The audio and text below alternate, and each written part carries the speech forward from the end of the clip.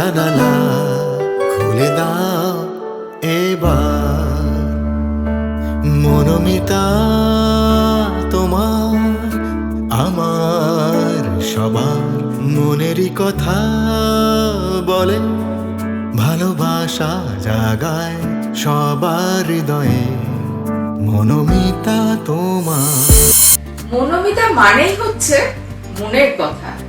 মনোমিতা এমনই একটা প্ল্যাটফর্ম যেখানে যারা কোথাও গিয়ে নিজের মনের কথা বলতে পারছে না, কারোর সাথে শেয়ার করতে পারছে না, অথচ অনেক দুঃখ কষ্ট জমা আছে মনের ভেতর, সেই দুঃখ কষ্ট কিন্তু শেয়ার করার জায়গা করে দিচ্ছে মনোমিতা। তো আজকে আমাদের যে মিতা এসছে আমাদের মনোমিতার প্ল্যাটফর্মে, তো আলাপ করে নেব তার সাথে, এবং তার কি দুঃখ কষ্টের কথা সে আমাদের সাথে শেয়ার করতে চাইছে সেটা শুনে নেব তার কাছ থেকে। এবং যথারীতি সাথে আছে রাহুল।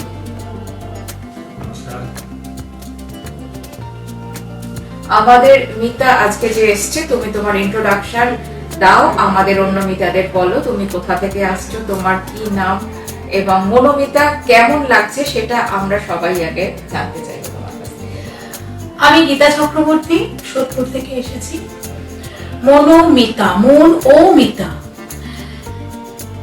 মন এবং মনের সাথে একাত্মীকরণ, এই হচ্ছে মন ও মিতা। মিতা মানে বন্ধু।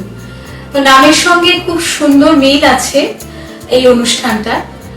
আমাদের একটা সুযোগ করে দেওয়া হচ্ছে, যারা আমরা সংঘর্ষ আমরা সবাই করি, স্ট্রাগল আমরা সবাই করি, নারী পুরুষ সবাই কম বেশি স্ট্রাগল করি, কেউ একটু কম কেউ একটু বেশি, কিন্তু মন ও মিতার এই স্ট্রাগল, আমাদের এই সংঘর্ষটাকে সবার সামনে তুলে ধরছে, এটার জন্য ধন্যবাদ জানাতে হয়, অ্যাপ্রিসিয়েট করতে হয় মন ও মিতার কর্ণধার এবং যারা এই মন ও মিতার সঙ্গে জুড়ে আছেন তাদের সকলকে। মনোমিতা টিমের তরফ থেকে, সবার তরফ থেকে তোমাকে অনেক ধন্যবাদ এবং ভালোবাসা। চলে যাব আজকে তোমার স্ট্রাগল স্টোরিতে। স্টোরি মানে হচ্ছে গল্প হলো সত্যি, যেটা আমরা সবাই জানি। তো সেই তোমার জীবনের যেটা সত্যি, মানে সত্য যেটা, সেটাই আমরা জানবো এবং আমাদের মিতাদের সাথে আমরা সবাই শেয়ার করবো। 84 আমি ক্লাস 5-এ পড়ি, তখন আমার বাবা মারা গেলেন। শরিকি বাড়ি ছিল আমাদের, জ্যাঠামশাইয়ের সাথে আমার বাবা একসাথে বাড়ি করেছিলেন। এবার যেটা হয়, শরিকি বাড়িতে একজন যদি চলে যান, সেক্ষেত্রে যারা পড়ে থাকেন তাদের একটা সমস্যা তৈরি হয়, আর সেই সমস্যাটা ফেস আমার মা করতে পারেননি। সেই জন্য আমার মা, আমরা 3 ভাই বোন, 2 বোন 1 ভাই, আমাদের 3 ভাই বোনকে নিয়ে মা বেরিয়ে চলে আসেন। আমরা সোদপুরের বাড়িতে ছিলাম, সেখান থেকে আমাদেরকে নিয়ে মা ব্যারাকপুরে একটি বাড়ি ভাড়া করে নিয়ে যান। আর তার আগে যেটা ঘটেছে সেটা বলি, সেটা হলো বাবা আর্মিতে ছিলেন, আর্মি থেকে রিটায়ারমেন্টের পরে আমার বাবা কলিয়ারিতে জয়েন করেন। সেখানে আমার মা জয়েন করেন, কিন্তু মা যেহেতু একেবারেই লেখাপড়া জানতেন, মানে মা নামটাও সই করতে পারতেন। আমার মামা, তিনিও আর্মিতে ছিলেন সেই সময়, তিনি আমার মাকে ওই কোনোভাবে নাম সই করাটা শেখান, শিখিয়ে আমার বাবার চাকরিটা বন্দোবস্ত করে দেন। মোটামুটি 6 মাসের মধ্যে চাকরি হয়ে যায় মায়ের। মা পিয়ন পোস্টে ছিলেন সেই সময়। তো আমাদের নিয়ে মা ব্যারাকপুরে চলে যান, ওখানে নিয়ে গিয়ে আমাদেরকে স্কুলে ভর্তি করান, 3 ভাই বোনকে স্কুলে ভর্তি করান। আস্তে আস্তে আমি বড় হতে থাকি। ক্লাস 7 যখন আমার ভেতরে একটা জিনিস সবসময় কাজ করতো, কালচারাল দিকটা। তখন তো এই কালচারাল শব্দটা বুঝতাম না, যেটা এখন বুঝি যে ওটা আমার কালচারাল দিক ছিল। তখন মনে হতো যে একটু যদি আমি গান গাইতে পারতাম, একটু গান গাইতে পারতাম, ভীষণ মানে গানের প্রতি আকর্ষণটা আমার বেশি ছিল। তো মাকে একদিন বলেছিলাম যে মা আমি গান শিখতে চাই, আমাকে হারমোনিয়াম কিনে দিতে পারবে? মা বলেছিল যে আমি কোথা থেকে দেবো, স্বাভাবিক, মা পিয়ন পোস্টে চাকরি করে, সেই সময় কত টাকার বাড়ি ভাড়া দিয়ে 3 ভাই বোনের লেখাপড়া, তাদের জামা কাপড়, খাওয়া দাওয়া সব মিলিয়ে বিরাট খরচা। তো আমার ওই সময় যে বেস্ট ফ্রেন্ড ছিল অঞ্জনা, ওর বাবা তখন গান টান মানে চর্চা করতেন। একদিন আমি ওনার কাছে গিয়ে বললাম, কাকু আমাকে গান শেখাবে? কাকু বললো হ্যাঁ শেখাবো, কিন্তু একটা শর্তে। কি শর্ত? না, আমার ছোট মেয়ে, ও আমার ম্যাথ আর ইংলিশে ভীষণ কাঁচা। আমাকে বলেছিল তুই যদি ওই 2টো জিনিস ওকে দেখিয়ে দিতে পারিস, 2টো সাবজেক্ট, তাহলে আমি গুরুদক্ষিণা হিসেবে আমি তোকে গান শেখাবো। ভালো কথা, আমি রাজি হয়ে গেলাম, শুরুও করলাম। আর কাকুর সাথে ঘুরে ঘুরে বিভিন্ন ভক্তিমূলক অনুষ্ঠানগুলো করতে লাগলাম। সেই সময় মা বললো মেয়ে রোজ বেরোচ্ছে, বাই চান্স বিপদ আপদ হতে পারে, বড় হচ্ছে। আর মা না চলে যেত যখন আমরা 3 মামুন বাড়িতে একা, মানে একাই নিজেরাই নিজেদের কাজ করছি, নিজেরাই কোচিং যাচ্ছি, নিজেরাই ছোটবেলা থেকে স্বাবলম্বী হয়ে একদম তাই, নিজেরাই স্কুল সবকিছু নিজেরা, মানে রান্না খাওয়া সব রান্নাটা মা করে যেত। মাও অনেক, আমার মাও অনেক কষ্ট করেছে, মিথ্যে বলবো না। মা যদি ওই কষ্টটা না করতেন আমিও এইভাবে নিজেকে মেলে ধরতে পারতাম না, সেই সময়টা পেতাম না। আমাকেও যদি সংসারে কাজ করতে হতো, মা আমাদের কোনোদিন 2 বোনকে রান্নাঘরের কোনো কাজ করতে দিত না মা। তো তারপর আমি কানের দুল বিক্রি করে মা আমাকে হারমোনিয়াম বানিয়ে দিলেন। সেই সময় হারমোনিয়ামের দাম পড়েছিল 1200 টাকা। তারপর বাড়িতে শেখা শুরু হলো। এইভাবে ক্লাস 9-এ উঠলাম। আমার রিডিং স্পিড খুব ভালো এবং প্রোনাউন্সিয়েশনটা ভীষণ ভালো ছিল বলে আমাদের বাংলার স্যার একদিন আমাকে বলেছিলেন যে গীতা আবৃত্তি শিখবি। আর ওই আবৃত্তি শব্দটার সঙ্গে আমার সেই প্রথম পরিচয়। আমি স্যারকে জিজ্ঞেস করলাম যে স্যার এটা কি শব্দ বা এটা কি? উনি বললেন স্কুল ছুটির পর টিচার্স রুমে চলে আসবে। আমি টিচার্স রুমে চলে যেতাম, প্রতিদিন ওইখানে আমার তালিম শুরু হতো। এইভাবে আমার জেলা কম্পিটিশন, স্কুল ইন্টার কম্পিটিশন, বিভিন্ন জায়গায় ফাংশন, এগুলো শুরু হয়ে গেল। এইভাবে শ্রুতি নাটকে ঢুকলাম। এমনি করে করে 11-12 আমি 12 পরীক্ষা দিলাম 96-এ, 96 সালে আমি 12 পরীক্ষা দিলাম। দেবার পর ওই সময় আমাদের যিনি, তার আগে বলেনি, আমি যখন মাধ্যমিক দিয়েছিলাম, মাধ্যমিক দেবার পরে স্কুলে কে ভর্তি করাবে? মা তো বাড়ি থাকে না, কোনো অভিভাবক নেই আমার বড় মায়ের পরে।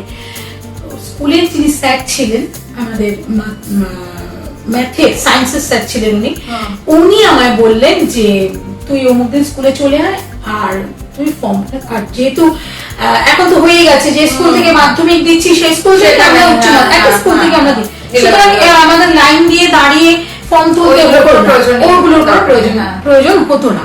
ফর্ম তুলে নিয়ে এলাম, স্যার ফিল আপ করে আমাকে পুরো নিজে দাঁড়িয়ে থেকে ভর্তি করিয়ে দিলেন। সবটা উনি করে দিলেন, এমনকি বইও কিনে দিলেন উনি, 1200 টাকার বই উনি কিনে দিলেন। সবটাই মানে ঈশ্বরের আশীর্বাদে। আমি যেহেতু পড়াশোনাতে ভালো ছিলাম এবং আমি হাতের লেখায় ভালো ছিলাম বলে স্কুলে যখনই ওয়াল ম্যাগাজিন হতো সরস্বতী পুজোর সময়, ওই ওয়াল ম্যাগাজিনের লেখাগুলো আমাকে দিয়ে লেখানো হতো। আমার মনে আছে আমি সবজি কাটতে পারতাম না, কিন্তু আমি শাক কুচোতে পারতাম খুব ভালো। মানে এটা একটা খুব সুন্দর ছোট্ট ঘটনা বলি। পাড়ার মধ্যে যেখানে যার বাড়িতে শাক আসতো আমার ডাক পড়তো শাক কাটার জন্য, শাক কুচোনোর জন্য। আমি আজও ফাইন শাক কাটতে পারি এবং বাঁধাকপি কাটতে পারি আজও। আমি ইভেন সেটা ছুরি দিয়ে, না বটি দিয়ে। তো এই একটা কাজের জন্য আমার পাড়ায় ডাক পড়তো। আর পাড়ায় ডাক পড়তো আমার পুজোর কাজের জন্য, খুব গুছিয়ে করতে, পুজোর কাজ করতে খুব ভালো লাগতো। এই দুটো কাজের জন্য পাড়াতে আমার খুব নাম ছিল, ডাকও পড়তো খুব। তো এইভাবে আমার মোটামুটি মাধ্যমিক গেল। উচ্চ মাধ্যমিকের সময় পরীক্ষা দিলাম। পরীক্ষা দেওয়ার পরে আমার সম্বন্ধটা আসে। তার আগে যদিও একটা এসেছিল, সে অনেক আগে, ক্লাস 9-এ পড়ি। তো আমার গায়ের রং কালো বলে সেটা রিজেক্ট হয়ে যায়। তারপর 96-তে এই সম্বন্ধটা আসে, যার সাথে আমার বিয়ে হয়। উনি রেলে চাকরি করতেন। আমি যে বাচ্চা দুটোকে পড়াতাম তার বাবা সম্বন্ধটা আনে, উনিও রেলে চাকরি করেন। সম্বন্ধটা আনেন। মা প্রথমে রাজি ছিল না, পরে আমার ভদ্রলোক বলেন যে দেখুন না, মেয়ে দেখলে যে পছন্দ হবে এমন তো কোনো কথা নেই। কিন্তু ওরা দেখেছিল, দেখে পছন্দ করেছিল এবং সেই দিনই কথা দিয়ে চলে গেছে। এবং দেখতে এসেছিল বন্ধুরা, তখনও না আমাদের মনে সন্দেহ হয়নি যে বাবা মা কেন এলো না। বন্ধুরা মিলে দেখতে এসেছিল এবং তার পরবর্তীতেও যতবার এসেছে ততবার বন্ধুরা মিলে এসেছে, বাবা মা কখনো আসেনি। তারপর একদিন আমি জানতে পারলাম, আমাকেই আলাদা করে উনি বললেন যে বাড়ির ব্যাকগ্রাউন্ডটা সম্পর্কে ছোট করে কিছু কথা আমাকে বলেছিলেন। আমি তখন জানতে পারলাম যে মায়ের দিক থেকে, কিন্তু তার কারণেই যে ওনার একটা মানসিক রোগ চলে আসে বা মেয়েদের প্রতি অবিশ্বাস জন্মায়, সেটা আমি তখনও বুঝিনি, তখনও বুঝতে পারিনি। ওটা বুঝতে আমার কয়েকটা বছর লেগে যায়। বিয়ে হয়, তার সাথে 24 ঘন্টা থাকি, না থাকলে 24 ঘন্টা তুমি তো বুঝতে পারবে না মানুষটা কিরকম।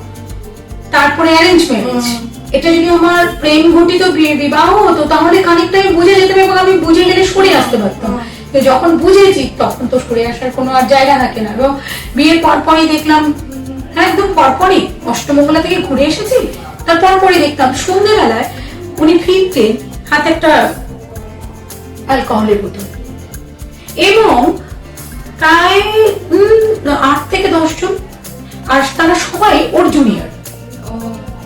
আমাকে পাঠিয়ে দেওয়া হতো টিফিন মারতে, একটু যদি পান থেকে চুন খসতো হাতে যা থাকতো তাই ছুড়ে নেবে, ওই সবার সামনে মারতো, সবার সামনেই মেরে দিত। মানে সে বলার মতো না, ওরা পর্যন্ত প্রতিবাদ করতো যে তোর অরুণদা, আমার হাজবেন্ড নাম ছিল অরুণ, অরুণদা তোমাদের তো এখনো 2 মাসও হয়নি বিয়ে হয়েছে, তো তুমি বৌদির সাথে এরকম আচরণ কেন করো, তাকে সময় দিতে হবে।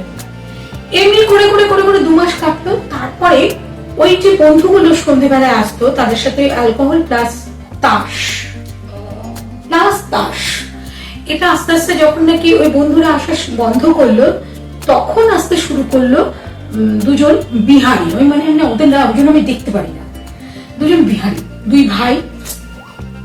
ওই 2 জন, ওরাও রেলে চাকরি করতো। ওরা কি করতো জানো, সকালবেলায় ঘুম থেকে উঠেই চলে আসতো, ঘুম থেকে ওই ব্রেকফাস্ট করতে এখানে এসে, আমার এখানে এসে ব্রেকফাস্ট করতে, ওদের জন্য ব্রেকফাস্ট বানাতাম, ব্রেকফাস্ট করে লাঞ্চ করে একই সঙ্গে আমার হাজবেন্ডের সঙ্গে বেরিয়ে যেত, বেরিয়ে গিয়ে অফিস করতো, করে ফেরার পথে ও হয়তো একাই ঢুকলো, একটা অ্যালকোহলের বোতল নিয়ে, কাশ নিয়ে একাই ঢুকলো, ওরা 2 জন পরে এলো, পরে ড্রেস চেঞ্জ করে পাশেই থাকতো। আমার হাজবেন্ড কি করলো, আমরা যে বাড়িতে ভাড়া ছিলাম তার পাশেই অনতি দূরে একটি ঘর ওদের জন্য রুম ভাড়া করে দিল, ওখানে 2 জন খাওয়া দাওয়া শুধু রাতে ঘুমটুকু বাদ দিয়ে বাদ বাকি সব আমার। ইভেন নতুন বিয়ে হয়েছে, সিনেমায় যাবো বিকেল বেলায়, সেই সিনেমা হলে ওই 2 জন আমার সমাজের সঙ্গে। এবং এটা নিয়ে যদি আমি প্রতিবাদ করতাম, আমাকে গায়ে হাত তোলা হতো। এবং আমার হাজবেন্ড আমার থেকে 12 বছরের সিনিয়র ছিল। এখানে হয়ে গেছিল আরো একটা খারাপ দিক, যেটা আমরা প্রথমে ওনার বয়স আমরা জানতাম না, ভীষণ সুন্দর দেখতে ছিলেন, বয়সটা আমাকে প্রথমত বুঝতেও পারিনি, পরে জানতে পারলাম। ওরা বন্ধুর বাড়িতে গিয়েছিলাম, সেই বন্ধুর বাড়িতে 3 বন্ধুর ছবি দিয়ে এরকম টাঙানো রয়েছে, কারণ 3 বন্ধুর মানে ছবি নিচে প্রত্যেকের ডেট অফ বার্থ লেখা আছে। সেটা দেখে আমি জানতে পারলাম যে ওনার বয়স কত। এইভাবে আমার মানে বিবাহিত জীবনটা এইভাবে শুরু। তারপরে তো কনসিভ করলাম, তো কনসিভ করার আগে আমার শ্বশুর বাড়িতে নিয়ে যাওয়া হলো আমাকে, বিয়ে 10 মাসের মাথায়। তার আগে আমরা এলাম আগরপাড়াতে, রেল কোয়ার্টার পেলাম, আগরপাড়ায় নিয়ে এলো, সেখানে নিয়ে এসে শুরু হলো অ্যাকচুয়াল আমার উপরে টর্চার। এমন একটা ঘর ভাড়া নিয়েছিল, মানে কোয়ার্টার পেয়েছিলাম, যে কোয়ার্টারের চারপাশে কোনো জানালা ছিল না, শুধু এন্ট্রান্স আর এক্সিটের একটা দরজা। আর ওই ঘর থেকে বেরোলাম, বেরিয়ে লম্বা লং বিশাল মোটা মোটা পাথরের গাঁথনি দেওয়া, মানে ইংরেজ আমলের কোয়ার্টার ওগুলো, গাঁথনি দেওয়া বিশাল উঁচু পাঁচিল, ভেতরে কাউকে মেরে ফেললেও বাইরে থেকে কেউ বুঝতে পারবে না, এরকম ভাবে ওই একটা দরজা। উনি কি করতেন, ওই দরজাটা লক করে দিয়ে চলে যেতেন। আমি একা, ঘরে টিভি ছিল না, খালি একটা FM রেডিও ছিল, তখন তো ফোন টোনের ব্যাপার ছিল না, FM রেডিও ছিল, ওটাই শুনতাম সারাদিন, ঘরে ওইভাবে বসে থাকতাম। তারপর একদিন কি হলো না, আমি অনেক জোর করাতে যে চলো বাবার উপরে রাগ। তোমার মা বা ভাই বোন কেউ কখনো জানতে চায়নি যে কিভাবে আছো বা কি করছো? না, ভাই তো নিজেও তো খুব ছোট, আর মা কিছুটা, মানে আমি মাকে বলিও নি তখনও মাকে কিছু বলিনি, আমি বলে কিছু করার ছিল না, মা কিছু করতেও পারত না, বাবা থাকলে বলতে পারতাম। মানুষটাকে প্রচন্ড ভয় পেতাম, ওই যে কথায় কথায় জিনিস ছুঁড়ে মারত এবং লোকজনের সামনে অপমান করে দিত। একদিন কি একটা কেন খুঁজে পাচ্ছিলাম না, ঘরে ওই যে বললাম বিহারি 2 ভাই বসে আছে, ওরা তাস খেলছিল, আমি খুঁজে পাচ্ছি না। আর উনি কি করছেন, আমার হাজবেন্ড কনস্ট্যান্টলি যেটা খুঁজে পাচ্ছি না সেটা নিয়ে বলেই চলেছে। তো আমি খালি বলেছি কি তুমি একটু চুপ করবে, আমি খুঁজে দেখি, ভালো লাগে না। এই যে ভালো লাগে না বললাম, ভালো লাগে না চলে যাও পাপের বাড়ি। লোকজন মানতো না, সবার সামনে গায়ে হাত তোলা, যা নয় মুখে তাই বলা। এই কারণে না আমি যতটা পারতাম চুপ করে দেখেছি, একদম চুপ করে দেখেছি। তো এইভাবে গেল। তারপরে শ্বশুর বাড়িতে একদিন আমি বলাতে অনেক জোর জবরদস্তি করাতে নিয়ে গেল। শ্বশুর শাশুড়ির সাথে আলাপ হলো, পরিচয় হলো। শ্বশুর শাশুড়ি আসা যাওয়া শুরু করলো কোয়ার্টারে। শ্বশুরকে বললাম একসাথে থাকার জন্য, শ্বশুর রাজি হলেন না, থাকলেন না, বললো না আমি খোকনের সাথে একসাথে থাকবো না। তারপর ওনার ওই আসা যাওয়া করতে একদিন সকালের দিকে উনি এসেছেন, আমার শাশুড়ি এসে দেখছেন বাইরে একটু কালা। পাশে যারা কোয়ার্টারে থাকতো তারা বলেছে আপনার বৌমাকে তো রোজ আপনার ছেলে তালা দিয়ে চলে যায়, আপনি কিছু বলতে পারেন না, বউটা যদি ঘরে কিছু একটা হয়ে মরে পড়ে থাকে আমরা তো কেউ কিছু করতেও পারবো না। সেই সময় আমার শাশুড়ি আমার হাজবেন্ডকে বোঝানোর পর উনি তালা আমাকে দিতেন না, কিন্তু সোদপুরে স্টেশন মাস্টারের বাড়ি কোয়ার্টার ছিল পাশেই, আমাকে দুপুরবেলায় ওই 11টা সাড়ে 11টার দিকে খাওয়া দাওয়া করিয়ে একেবারে নিয়ে ওনার বাড়িতে আমাকে গ্যারেজ করতো, করে রেখে উনি কাজে বেরিয়ে যেতেন। আমি সারাদিন ওনার বাড়িতেই পড়ে থাকতাম, আমার খারাপ লাগতো। হাজব্যান্ড ওয়াইফ আমার জন্য ওনারা উপরে গিয়ে শুয়ে থাকতেন, নিচে শাশুড়ি থাকতো, আমি ওই বুড়ো মানুষটার সাথে সারাদিন বসে থাকতাম। এই যে আমি গান বাজনা আবৃত্তি বিয়ের আগে শিখতাম, সেগুলো আমি কিছু কন্টিনিউ করতে পারলাম না, কিচ্ছু কন্টিনিউ করতে পারলাম না, সব আমার বন্ধ হয়ে গেল। আমার মা বলেছিলেন যে গীতাকে হারমোনিয়ামটা এনে দেবো, ও বাড়িতে প্র্যাকটিস করুক, কোথাও ফাংশন করবে না। আমার হাজবেন্ড বলেছিল যে তাহলে মেয়েকে বাড়ি নিয়ে চলে যান না। এবার মা বললো যে ও তো বিএ ফার্স্ট ইয়ারে ভর্তি হয়েছিল, কিন্তু ততক্ষণে তো তোমাদের বিএড ডেট পড়ে গেল, ও কন্টিনিউ করতে পারলো না। মা বললো যে তাহলে ওকে বিএ পাসটা করাও, অন্তত রেগুলার হিসেবে নয়, প্রাইভেটে দিক। তাই তো মা তখন আমার হাজবেন্ড বলেছিল মেয়েকে যদি বিএ পাসই করাবেন বিএ পিড়িতে কেন বসাবেন। আমার কানে না বাজে কথাগুলো। বিয়ে হয়েছে 8 মাস হয়েছে, আমার শাশুড়ি কনস্ট্যান্টলি ডাক্তার দেখে যাচ্ছেন, এই গানি সেই গানি, কেন আমি এখনো কনসিভ করছি না। কি আশ্চর্য কথা, 1 বছরও তো হতে পারে না। ওয়েলিংটনে নিয়ে গেলেন, ওখান থেকে লেডি ডাক্তার বললেন ক মাস হয়েছে, কদিন হয়েছে বিয়ে হয়েছে, শাশুড়ি বলছে 8 মাস হয়েছে। বয়স কত? এই তো 20 বছর। হানিমুনে গেছো? আমাকে বলছে না। আমি বললাম আমি কোনো হানিমুনে যাইনি। তখন শাশুড়িকে বলছে ছেলেকে দিয়ে বৌমাকে দিয়ে হানিমুনে পাঠান, এখনই কি কনসিভ করবে। তো এইভাবে 2-3 জন ডাক্তার উনি আমাকে সঙ্গে করে নিয়ে এই 8-9 মাসের মধ্যে সাইকিক ফ্যামিলি কোথায় একদম পুরো তাই, পুরোটা তাই ছিল। তারপরে তো আমি বোধহয় 97 এর এপ্রিলে বিয়ে হলো, আর 98 এর ডিসেম্বরে আমার বড় ছেলে হলো। শুধু এখানে গল্প না, বড় ছেলে হলো, ছেলে হবার পরে আমার ছেলেটা না কান্নাকাটি করতো ভীষণ। থাকে না কিছু বাচ্চা কোল ছাড়া, যে আমি বিছানায় শোয়াতাম হাওয়া করে কাঁদতে শুরু করে দিত, ও ঠিক তাই ছিল। আমার একদিনের কথা খুব মনে পড়ছে, 4 মাসের বেবি কেন কাঁদছে, রাত্রে এসে ঘরে ঢুকেছে, খেতে বসেছে, আমার ছেলে কেঁদে উঠেছে, কেন কাঁদছে। ওই 4 মাসের বাচ্চাটাকে কোলে নিয়ে ঘর থেকে বার করে দিল রাত 12:30টার সময়, বেরিয়ে যাও আমার বাড়ি থেকে, তুমি কেমন মা, তুমি একটা বাচ্চার কান্না থামতে পারো না। এটা তো গেল একরকম। আরেকটা যেটা, সেটা না বললেই নয়, ও এরকম শোয়ানো আছে তো ওই 2-3 মাসের বাচ্চাটাকে এরকম চুলের, ওর মাথা ভর্তি চুল ছিল, চুলের মুঠিটা তুললো বাচ্চাটাকে, তুলে বিছানার মধ্যে আছড়ে ফেললো। কেন কাঁদবি তুই? মানে এরকম ভবিষ্যতেও করেছে, ওপর তলা থেকে নিচ তলায় এরকম ভাবে ধরে, এক হাত ধরে টানতে টানতে হিড়ির করে নিয়ে এসে ছুঁড়ে ফেলে দিল একটা 1-1.5 বছরের বাচ্চাকে। না, ড্যামেজ হয়নি, এটা আমার ভাগ্য ভালো যে কোনো ড্যামেজ হয়নি। এইভাবে কোনোভাবে ছেলেটির 6 মাস বয়স মায়ের বাড়িতে অন্নপ্রাশন দিতে নিয়ে গেছি, হঠাৎ মাথা ঘুরে পড়ে গেছি, ডক্টর দেখানো হলো, ডক্টর বলছে আপনি 2 মাসে। আবার ওটা আমার অপারেট করা হলো। তারপর ছেলের 1 বছর 10 মাস বয়সের সময়, মানে ছেলের 1 বছর বয়স, আমি আবার কনসিভ করেছি। তখন ডাক্তার বললেন যে এবার রেখে দিলাম। ছোট ছেলে হলো, ছোট ছেলের 7 মাস বয়সের সময় আবার আমি কনসিভ করেছি, এবং সেই কনসিভের বিরাট ঘটনা, আমি 4 মাসের কনসিভ করেছি, আমি বুঝতে পারিনি নিজেও, এবং সেটা আমাকে ওটিতে নিয়ে যাওয়া হলো, ওটি থেকে আবার ফিরিয়ে দেওয়া হলো যে না, এটা অপারেশন করে এ করতে হবে। তারপর যাই হোক, বিয়াসিম হসপিটালের একজন অভিজ্ঞ ডক্টর, উনি ওয়াশ করে সঙ্গে সঙ্গে আমাকে অপারেশন করিয়ে দিয়েছেন।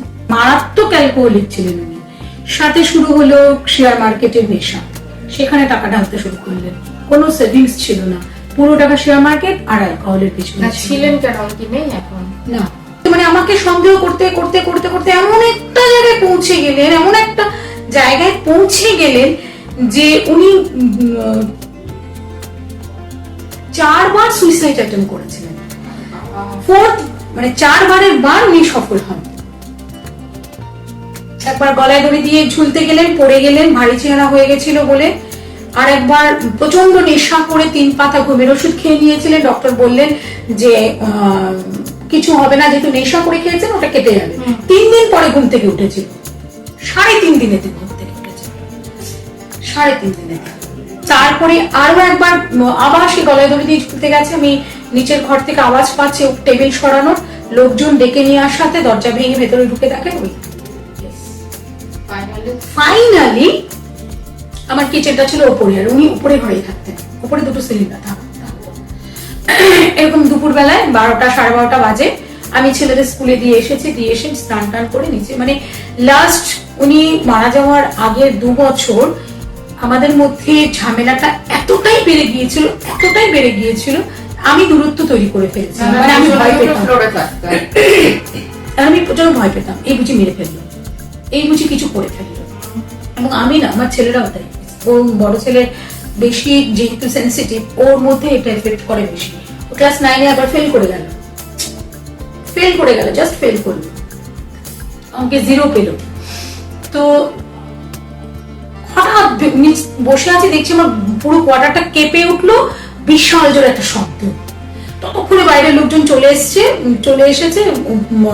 ওরা বলছে যে ওপরের ছাদ থেকে আগুনের গোলা বেরিয়ে গেছে। ছেলেরা উপরে গিয়ে দেখছে যে উনি এরকম খাটের উপরে বসা, লুঙ্গি পরা রয়েছে, খালি পুরো গা পুরো কালো হয়ে গেছে পুড়ে গিয়ে। আর ঘরে দাও দাও করে আগুন লাগেনি, কিন্তু ঘরের প্রতিটা জিনিস পুড়ে গেছে। জিআরপি থেকে লোক এলো, এসে কি দেখছে খাটের নিচে থাকে বড় বড় সব অ্যালকোহলের বোতল। ওনার যে আলমারিটা ছিল তার মধ্যে থাকে বড় বড় অ্যালকোহলের বোতল, সব ওনারা ছুঁড়ে ফেলেন। এবং যে সিলিন্ডারটা থেকে ঘটনাটা ঘটানো হয়, সেই সিলিন্ডারটাকে বাইরে বার করে দেওয়া হয়, কিন্তু সিলিন্ডারটা ব্লাস্ট করেনি। তাহলে কি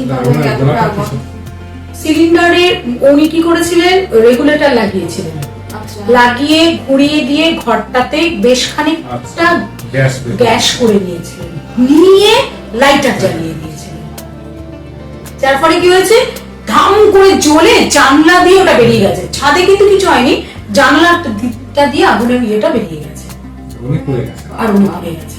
এই যে ঘটনাটা উনি ঘটালেন, মানে এটা তো কোনো সুস্থ মানুষের কাজ না। উনি তো সাইকিক। এটা মানে তোমার শুরু থেকে তোমার স্টোরিটা শোনার থেকেই আমি বুঝতে পারছি উনি সাইকিক। তো এই যে উনি সাইকিক, এর রিজনটা কি? এই রিজনটা আমি ছোট্ট করে বলি। ওনার মা মানে আমার শাশুড়ি মা, উনি যখন খুব ছোট ছিলেন সেই সময় আমার শাশুড়ি মা অন্য একজন পুরুষের হাত ধরে ওনার বোনকে নিয়ে বেরিয়ে চলে যান। এবার উনি ফিরে এসেছিলেন প্রায় 22-23 বছর পর। ওরে বাবা, ছেলে সেটা মেনে নিতে পারেনি। এবং হ্যাঁ, শ্বশুর মশাই কিন্তু সেই শাশুড়িকে বউ হিসেবে মেনে নিয়েছিলেন।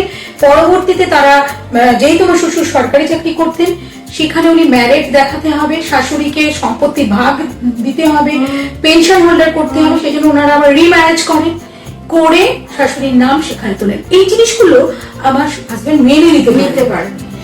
ওনার মনে হয়েছে পৃথিবীতে যত মহিলা আছে, যত সবাই খারাপ, যার জন্য উনি আমাকে সবসময় দমিয়ে রাখার চেষ্টা করতো না, মনে করতো মার মতো তুমিও হয়তো আমি হয়তো এইরকম কিছু একটা করে বসবো। কিন্তু আমি বিশ্বাস করো, আমি কিন্তু আপ্রাণ চেষ্টা করেছিলাম আমার ভালোবাসা দিয়ে ওনাকে, ওনার মন থেকে এই জিনিসগুলোকে মুছিয়ে দেওয়া, যেটা সব মেয়ে একরকম না। এই তো সবাই তো সবটা পারে না। তুমি হয়তো তোমার এন্ড থেকে প্রচুর চেষ্টা করছো, ওনাকেও তো নিতে হবে, ওনার সেই নেওয়ার ক্ষমতাটাই ছিল না। আমি অনেক চেষ্টা করেছিলাম, এবং আমাকে অনেকে বলেছিল থানা একটা জিডি করে রাখতে, জেনারেল ডায়েরি করে, কারণ যখন তখন উনি গায়ে হাত তুলছেন, ঘর থেকে বের করে দিচ্ছেন। একবার দেখুন একটা ভোজালি নিয়ে এসে তা করলো, মা ছেলে সবাইকে মেরে ফেললো দিনের বেলা। তো আজকের দিনে দাঁড়িয়ে তোমার কি সিচুয়েশন বলো? আজকে আমি অনেক ভালো আছি, 2013-তে উনি ওইভাবে সুইসাইড করলেন, কিন্তু আমাকে থানা থেকে, মানে খর্দা থানা থেকে এবং আমার রেলের থেকে এত হেল্প করেছে ওনারা, এত হেল্প করেছে, যেহেতু ছেলেগুলো ছোট ছোট ছিল, প্রচুর হেল্প করেছে। ওরা কেউ সুইসাইড দেখায়নি, ওরা দেখিয়েছে অ্যাক্সিডেন্ট। যার জন্য আমার খুব সুবিধা হয়েছিল এবং ওনারা আমাকে বললেন যে আপনি যদি চান চাকরি করতে পারেন, না হলে চাকরি আপনার ছেলের জন্য রেখে দিতে পারেন। আমি ঠিক করলাম তখন যে এবার আমি আমার কালচারাল যে দিকটা আমার ছিল, আমি নিউজ রিডার হতে চেয়েছিলাম, আমি অ্যাঙ্কার হতে চেয়েছিলাম, শাশ্বতী গোঠাকুড়াতার মতন, চৈতালি দাশগুপ্তের মতন অ্যাঙ্কার হতে চেয়েছিলাম, সুধীনাথ মুখোপাধ্যায়ের মতো নিউজ রিডার হতে চেয়েছিলাম। এই যে ভেতরে স্বপ্নগুলো ছিল, আমি তখন ঠিক করলাম এবার আমি আমার স্বপ্ন পূরণের পথে হাঁটবো, চাকরি ছেলের জন্য রেখে দিই। হ্যাঁ, কয়েকটা বছর আমাকে পেনশনের টাকায় খুব কষ্ট করে চালাতে হবে, অসুবিধা নেই, চালাবো, যেহেতু আমার চাহিদা কম, আমার ছেলেদেরও চাহিদা ভীষণ কম, সেই জন্য পেয়েছি। আছো কোথায় এখন? ওইখানে সোদপুরে আছি। নিজের তো আমার বললামই, উনি কিছুই ঘর বাড়ি করে যেতে পারেননি, এখনো ভাড়া বাড়িতেই আছি। এরপরে তো তোমার বাবা মার বাড়ি? না, বাবা মার বাড়ি হচ্ছে ব্যারাকপুরে, তবে এই মুহূর্তে বাবা মা কেউ নেই বেঁচে। মা 2012-তে মারা যান, 13-তে আমার মায়ের বাৎসরিক কাজের দিনেই আমার হাজবেন্ড গত হয়, মানে ওনার 96% বার্ন হয়ে যায়। তারপরে বিআর সিং হসপিটালে নিয়ে যাওয়া হয়, ওখান থেকে ইভেন আমি যখন নাকি ওনার ওই ইয়েটা ডেথ সার্টিফিকেটের ইয়েটা আনতে গেছি হসপিটালে, আমাকে কি বলছে জানো? আমাকে হসপিটাল থেকে বলছে ভালো হয়েছে আপনার হাজবেন্ড মারা গেছে। মানে সবাই ওই 96% বার্ন হয়ে যাওয়া মানুষ যদি কোনোভাবে বেঁচে যেত, ওনার তো না, সব থেকে বেশি কষ্ট তো আপনার। অনেকেই আমায় বলেছে থানা পুলিশ করতে, কিন্তু করিনি। তার কারণ তখন ছেলেরা হয়ে গেছে, ওদের নিয়ে আমি কোথায় যাব? আমি সামান্য একটা এইচএস পাস মেয়ে, আমাকে কে চাকরি দেবে? অনেকগুলো কারণেই আমি ওনার বিরুদ্ধে যাইনি। হ্যাঁ, আমি তাও চেষ্টা করেছিলাম ভালোবাসা দিয়ে মানুষটাকে যদি সূত্রে নেওয়া যায়। না, ইভেন আমার ভাইকে দিয়ে সন্দেহ করতো, বাড়িতে যেই আসে তাকে দিয়ে সন্দেহ করতো। আমি চাকরি রেখে দিলাম ছেলের জন্য, আমি আমার কালচারাল জগতে চলে এলাম। 5 বছর চাকরি থাকার পরে ছেলে 18 বছর হলো, ছেলে পরীক্ষা দিয়ে রেলে ঢুকে গেল। আবার চলে এলাম কবিতার জগতে, গানের জগতে। পরপর 4th ইয়ার পরীক্ষা দিলাম রবীন্দ্রসঙ্গীতের ওপরে, কবিতা, ইভেন আমি মঞ্চ নাটকে জয়েন করলাম 2016 সাল। তারপর ধীরে ধীরে অসঞ্চলনা, এখন একটা ভালো জায়গায় চলে এসেছি। আমি বাড়িতে শেখাই, অনলাইন শেখাই, রিসেন্টলি বাংলাদেশ থেকে অনুষ্ঠান করে এলাম। এই এখন আমি ভালো আছে, অনেক ভালো আছে। গুড গুড, এটাই দরকার। তো চলে যাবো রাহুলের কাছে। রাহুল এখানে সাংঘাতিক স্ট্রাগল স্টোরি তুমি শুনলে, মন্ত্রমুগ্ধের মতো শুনছিলাম। হ্যাঁ, এক্স্যাক্টলি তাই, মন্ত্রমুগ্ধের মতোই মানে আমরা শুনছিলাম। এক্সপেরিয়েন্স মানে আমি শুনিনি, হ্যাঁ, এতটা অত্যাচারিত, এতটা মানে এরকম মানুষ হতে পারে। হয়, অবশ্যই হয়, গ্রহে ফেরে সবই সম্ভব। ওনার বিবাহ যদি সব বিচার করা যায়, বিবাহিত জীবনে নিশ্চয়ই ওনার কিছু ডিস্টারবেন্স রয়েছে, অর্থাৎ যেখান থেকে ম্যারেজ লাইফ বিচার করা হয় সপ্তম লগ্ন থেকে, তো সেটা খুবই ডিস্টার্ব অবস্থায় আছে। তার জন্য ওনার এই এত সব মানে ঠিক বিয়ের পরপরই থেকেই এত সমস্যা হয়েছে। কিন্তু আবার অন্যদিকে যদি দেখি, ওনার ভাগ্যস্থান, তারপরে ওনার তৃতীয় ভাব অর্থাৎ গুরুর কৃপা, অর্থাৎ উনি যে গান শিখতে পেরেছেন, সেটার কারণ যদি থার্ড হাউস অর্থাৎ তৃতীয় ভাব যদি ভালো থাকে, তাহলে পরে কিন্তু এটা হয়, এবং সেই সঙ্গে নবম ভাব। তো এক কথায় ওনার যে জীবনটা এখনো পর্যন্ত প্রথমে খুবই স্ট্রাগল, বিশেষ করে বিয়ের পরে। তারপরে কিন্তু ওনার হাজবেন্ড গত হওয়ার পরে ওনার কিন্তু একটা নবজন্ম হয়েছে বলা যেতে পারে, ট্রান্সফরমেশন। হ্যাঁ, একদম পুরোপুরি ট্রান্সফরমেশন। তো এখানে 9th হাউস ওনার খুব ভালো আছে, সেই জন্য উনি কিন্তু নিজের মতো করে এখন উনি বাঁচছেন, এবং আগামী দিনটাও কিন্তু ওনার যথেষ্ট ভালোই হবে, কোনো অসুবিধা আমি কিছু দেখছি। স্ট্রাগল এখনো আছে, কিন্তু এখনকার স্ট্রাগলটা কি, যেটা আমার স্বপ্ন পূরণের স্ট্রাগল, এটা আমার কাছে একটা ভালো লাগে, এটা কষ্টদায়ক নয়, এটা স্ট্রাগল নয়, এটা ঠিক স্ট্রাগলও নয়। হ্যাঁ, যে কাজটা আপনি মন থেকে করেন সেটা কখনোই স্ট্রাগল নয়, এটা ভালোবাসার জায়গা, ভালোবাসার একটা দিক। আপনার শুক্র খুব ভালো আছে, শুক্রটাকে আরো আপনি এনহ্যান্স করতে পারেন। আমার প্রতিদিন আমার বাড়ি থেকে 1.5 কেজি চাল রান্না হয় সকালবেলায়, আচ্ছা স্ট্রিট ডগ স্ট্রিট ক্যাটদের বাহ, খাওয়ানোর বাহ। জন্য প্রতিদিন রান্না হয়, রাতে রান্না হয় 250 চালের ভাত, একদম। আর দিনের বেলায় রান্না হয় 1.5 কিলো চালের ভাত, বাহ, প্রত্যেক পশু- দিন হয়। পশুপতি ওনার সহায়, পশুপতি হচ্ছে মহাদেব। নিজের জন্য পশুপতি- রেশন দোকানে যাই না কখনো, ওদের জন্য রেশন দোকানে গিয়ে চাল তুলে নিয়ে আসি। বাহ। বাহ, ওনার তো মানে উনি মানে ওনার রাজামতে বলবো না, মানে উনি জেনেই আর কি শিবের পুজো তো উনি অলরেডি করছেন আর কি, মানে এদের মাধ্যমে, একদম, পশু আমার সেবার কাছে মাধ্যমে। তাই, আমার কাছে তাই। একদম। তো এইগুলোই খুব দরকার। এই যে জ্যোতিষ মানে যে খুব দামি স্টোন দিতে হবে, দামি পুজো যোগ্য আয়োজন করতে হবে, সেরকম কিন্তু সব সময় নয়। খুব সাধারণ জিনিস দিয়ে আমরা কিন্তু আমাদের জীবনটাকে অনেক ভালোর দিকে এগিয়ে নিয়ে যেতে পারি। কাজটা ভালো করতে হবে।